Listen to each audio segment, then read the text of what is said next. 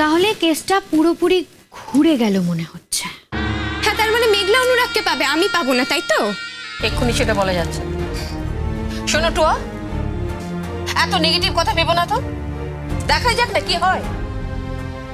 আমার যেটা মনে হচ্ছে, ওই যে সেদিন রাত্রিবেলা অনুরাগ জেল পালিয়ে মেঘলাকে নিয়ে গেল, সেটা কি কম বড় অপরাধ?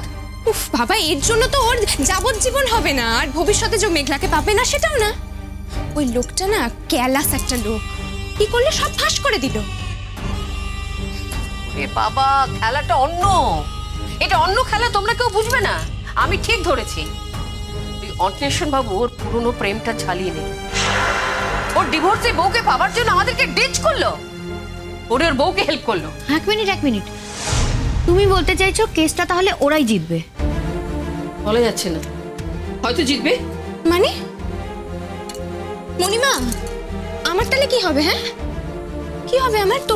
তোমরা দুজনে মিলে আমাকে বলেছিলে না যে অনুরাগকে আমি ফিরে পাবো। কি হবে? সব মিথ্যে। তার মানে আমি তো অনুরাগকে ফিরে পাবো না। আমি তোমাদের দুজনকেই বলে রাখছি, অনুরাগকে যদি আমি না পাই তাহলে কিন্তু আমি ওকে কারোর হতে দেবো না, কারণ না। মেঘলা ওকে কিছুতেই পাবে না। আমিও এই কথাটাই বলার জন্য আজকে এসেছি, জানো। আমি কি বলছি তাহলে তোমরা একটু মন দিয়ে শোনো, কেমন? দেখো, আমার বাবি আমার এগেইনস্টে কোর্টে কেস করেছে, সেটা তোমরা সবাই জানো। আর আমার বাবির কাছে এমন কিছু প্রমাণ আছে হয়তো, যার কারণে আমি নাও বাঁচতে পারি। তাহলে কি? তাহলে আমার জীবনটা যার জন্য শেষ হয়ে গেল, তাকে তো আমি পৃথিবীতে একা রেখে যেতে পারি না, না? মানে তুমি এসব কি বলছো ত্রিজাদি? দেখো, আমার বাবি আমাকে কোনোভাবেই ছাড়বে না, আমাকে জেলে যেতেই হবে, আর আমার বাঁচার কোনো রাস্তা নেই। তাই আমার বাঁচার যখন কোনো রাস্তা নেই, তখন আমার তো কিছু একটা চাই। সেটা কি? মেঘলার জীবন। বাবা আটকে উঠলে যে, আমার মান করছে যেন এরকম কিছু একটা হোক, সেটা তোমরা চাও না? নয় তো সেটা। দেখো, যে শ্যামল বাবু যে কাজটা করেছেন, সেটা অত্যন্ত ক্যালাসের মতো একটা কাজ করেছেন। উনি ভেবেছে মেঘলা মরে গেছে, উনি না দেখে ওখান থেকে চলে এসেছেন, কিন্তু আমি সেটা করব না, কোনোভাবেই সেটা করব না। আমি ওকে শেষ করে দেব, একেবারে নিকেশ করে দেব। কি করে জানি না, কিন্তু আমি আমার জীবনের শনিকে বাঁচিয়ে রেখে আমি কোনোভাবেই জেলে যেতে পারবো না। ওকে মেরে তারপরে আমার যেখানে যাওয়ার যাব, তো ওকে আগে শেষ করব। কথাগুলো যত সহজে বলা যায়, কাজটা করা কিন্তু তত সহজ নয়। তোমরা কাজটা করতে পারোনি, আমি ভেবেছিলাম তোমরা কাজটা করতে পারবে, কিন্তু পারোনি। কিন্তু আমি পারবো। আসলে কি জানো তো, মেঘলার মৃত্যুটা না আমার হাতেই লেখা আছে।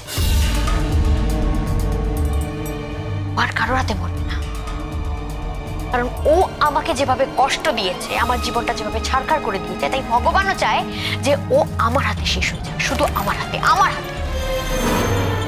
অদ্রিজাদি, তুমি যদি সত্যি এই কাজটা করতে পারো, তাহলে তুমি জেনে রেখো যে তুমি অনেকের অনেক উপকার করবে। দেখো, কার কি উপকার হবে আমি জানি না, তবে আমার না পরম শান্তি হবে। এই যে মেঘলা না আমাকে জীবনে একটা দিনও শান্তিতে কাটাতে দেয়নি। ওর জন্য আমার ভালোবাসাকে আমায় ত্যাগ করতে হয়েছে। ওর জন্য আমার বাবি আমাকে ত্যায্য কন্যা করেছে, শুধুমাত্র ওর মতো একটা মেয়ের জন্য। তোমরা বলো না, কার বাবা একটা রাস্তার কুড়িয়ে পাওয়া মেয়ের জন্য নিজের মেয়ের এগেইনস্টে গিয়ে কেস লড়তে পারে? কার বাবা? আমার বাবা করেছে। আমি ওকে ক্ষমা করব না, আমি ওকে কোনো দিন ক্ষমা করব না। ওর মতো একটা মেয়ের জন্য পিকলুর মতো একটা 3rd গ্রেডের ছেলেকে আমায় বিয়ে করতে হয়েছিল। পিকলু কি আমার যোগ্য? অনুরাগ আমার যোগ্য। অনুরাগকে পাওয়ার কথা ছিল আমার, আমি পাইনি।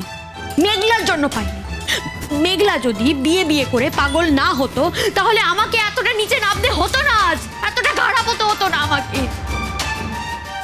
আমি পিকলুকে বিয়ে করেছিলাম শুধুমাত্র মেঘলার কাছাকাছি থাকবো বলে, ওর সংসারে যাতে আমি অশান্তি দিতে পারি, শুধুমাত্র সেই কারণে, আর কোনো কারণ নেই।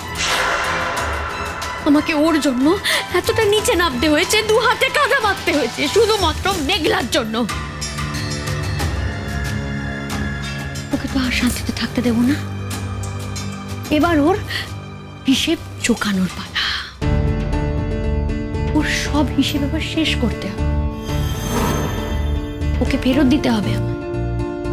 ওর হিসেব চোকানোর পালা আর আমার সব কাজ শেষ করার পালা। দেখো দেখো, এটা তোমাদের দুই বোনের লড়াই, এর মধ্যে আমি কোনো কথা বলতে চাই না, কিন্তু আমি শুধু চেয়েছি যে আমার মেয়ে সুখী হোক, টুয়া সুখী হোক, টুয়া অনুরাগকে বিয়ে করে সুখে শান্তিতে সংসার করুক। দেখো, আজ আমি এই কথাগুলো যে বলছি, এটাই বাইরের লোককে বলছি না, আমি তোমাকে বলছি। তুই বিশ্বাস করবে, সত্যি বলছি। অনুরাগ যখন স্মৃতি হারিয়েছিল তখন কিন্তু অনুরাগ বলেছিল যে ও টুয়াকে ভালোবাসে, ও টুয়াকে বিয়ে করবে। তখন তো আমরা জানতাম না যে ওর স্মৃতি ফিরে আসবে। আমরা তো জানতাম না যে মেঘলা বলে ওর একটা স্ত্রী আছে। এখানে আমার মেয়ের দোষটা কোথায় বলতে পারো? ও কি করবে? ও বেচারা কি করবে? ও কি দোষ করেছে? আমার একটা মাত্র ছেলে, আমি আমার একটা মাত্র ছেলেকে হারিয়েছি, তাই আমি চাইনি টুয়াকেও হারাতে। আজকে ওর যা মানসিক অবস্থা, ওর যদি কিছু হয়ে যায় আমি কি করে ওকে বাঁচাবো? তাই সত্যি যদি মেঘলা সরে যায়, আমার বিশ্বাস টুয়া একদিন অনুরাগকে ঠিক পাবে। আমারও তাই বিশ্বাস। আমি তোমাকে বলছি টুয়া, মেঘলা এই পৃথিবী থেকে চলে গেলে অনুরাগ একদিন ঠিক তোমার কাছে ফিরে আসবে। জানো তো অত্রিজাদি, মেঘলা না আমার জীবনটা একদম তছনছ করে দিয়েছে। ওর জন্য, শুধুমাত্র ওর জন্য আমাকে বিয়ের সিঁড়ি থেকে উঠে আসতে হয়েছে।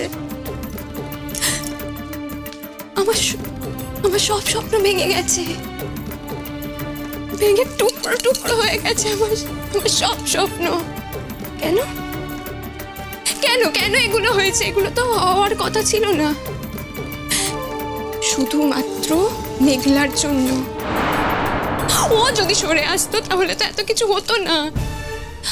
অনেকগুলো মানুষ নিজেদের জীবন সুস্থভাবে বাঁচতে পারত, কিন্তু মেঘলা তো তা চায়নি।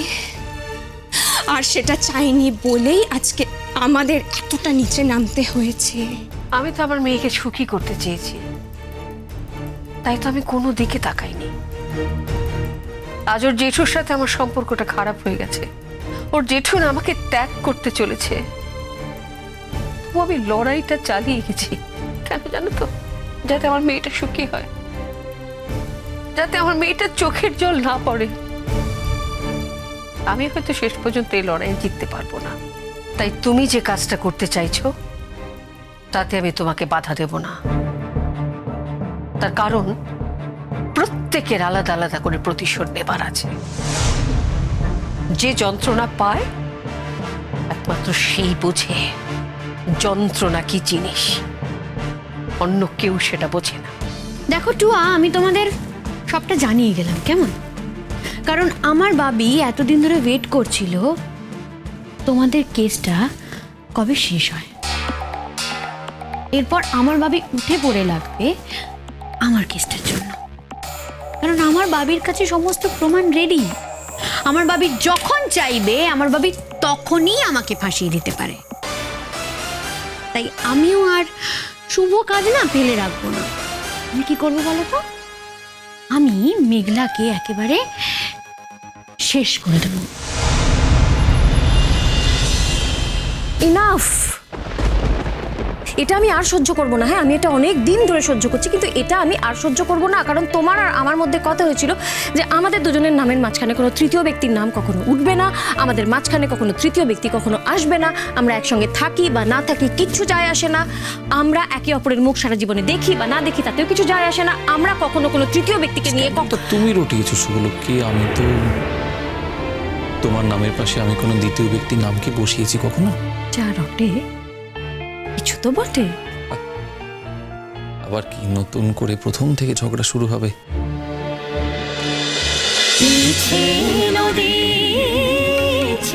নদী